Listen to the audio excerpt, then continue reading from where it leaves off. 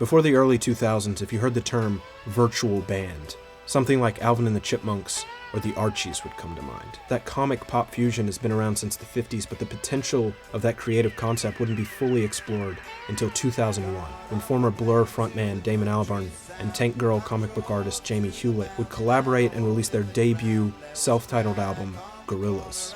The idea to put together this animated band arose from their frustration with the MTV generation, the faces of the music industry becoming the celebrity without substance. So if the music was going to be manufactured, they wanted to do it properly, from the ground up. And with these four characters, 2D, Russell, Murdoch, and Noodle, they could strip away the celebrity of it, making the face of the music into these caricatures, parodies of what they were seeing so much of within the industry.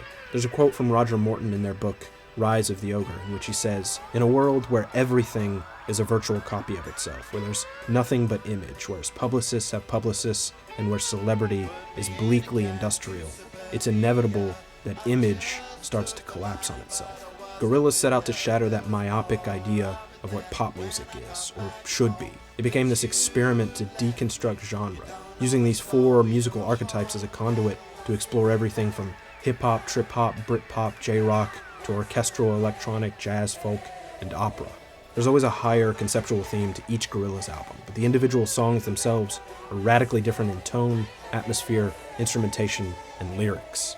I'll give you an example from their album Plastic Beach, something a bit folksy, ethereal, and calm.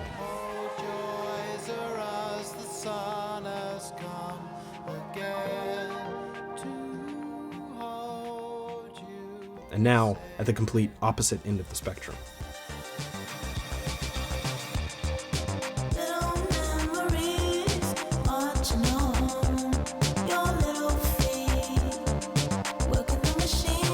And those were both part of the same song.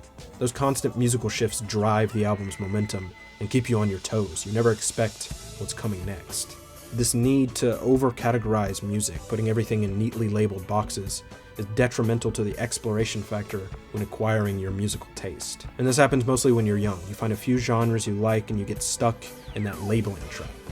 One of the most common things I hear when discussing music with people is, "Oh, I don't listen to country," or "I listen to everything but rap." And that's a result of constraining their tastes to a vacuum. They wrestle with monikers to try to describe every detail. You can't discredit an entire spectrum of music because you weren't into a bit of it. Genre and subgenre categorization allow for more refined searching and trying to find music with specific characteristics or artists in similar fields. And categorization is just part of human nature. But it's also human nature to combine and merge and collaborate, and sometimes adulterate, but that's all part of the experimentation process. And we need more cross-pollination between musical styles and cultures. I grew up listening to Gorillaz, and that erosion of genre boundaries opened me up to appreciating so much more music, and that's something very important to learn when you're young. The quote from Liam Gallagher in the press was slagging off Gorillaz and saying, "Oh, it's for kids, it's a fucking kids band." And I thought that was probably the coolest thing ever said about Gorillaz, because I want it to be for kids, for sort of 8 to 15-year-olds, because they're the ones who don't care who's behind it. They don't know who I am, they don't know who Damon is. They think it's Gorillaz. And so they buy into it the way they should, you know. When Clint Eastwood came out, he went in the top 5, and it was in there amongst all this sort of teeny bop crap. And yet the kids are listening to that, so they were listening to sort of music influenced by dub and reggae and hip hop and thinking it was cool. I think that it worked.